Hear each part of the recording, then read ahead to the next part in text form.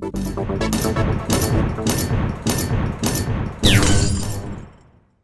are two huge military shooters coming out this year, Battlefield 3 and, of course, Modern Warfare 3. But the question is at E3, how do they stack up against each other? We check them out.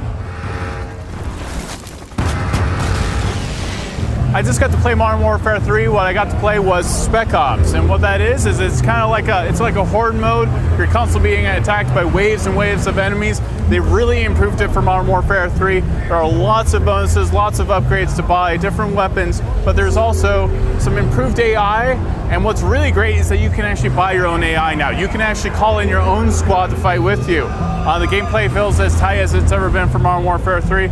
The missions are a lot of fun. Of course, it's especially fun to play with other people and just go as far as you can and freak out and panic and just see how high of a score you can get.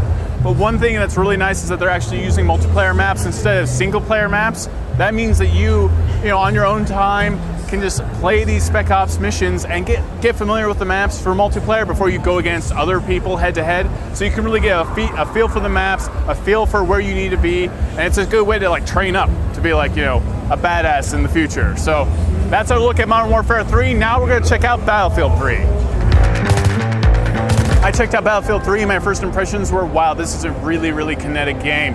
What really stands out is how realistic it is. Compared to Modern Warfare 3, Battlefield 3 is hyper-realistic. You can actually see the way the characters move and run and duck for cover and shoot. Everything about it hits some part of your brain and you just think, oh my God, this is kind of real. Some part of your brain is thinking this is real, and that makes every part of the combat, every map that you're on, everything that's going on feel a little bit more nerve-wracking, more intense. What really was great was the multiplayer. The multiplayer is incredibly strong.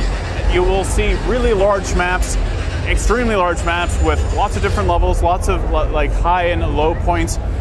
It's also not generic and perfectly shaped maps. It feels like a real map, a real location you would find anywhere at any city. The other thing that is amazing about it is the fully destructible environments. You're just going to see pillars break apart, just like you would see in the first Matrix movie. Exploding columns. Buildings will actually fall down. But even if it's a completely boring environment, even if it's an environment that looks completely normal and mundane, there's nothing exploding, whatever, it's still kind of nerve-wracking because of how realistic it looks. The gameplay is fantastic. The graphics are great.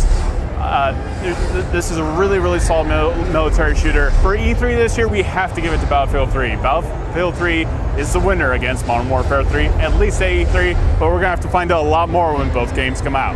For MSNBC.com, I'm Todd Kenrick.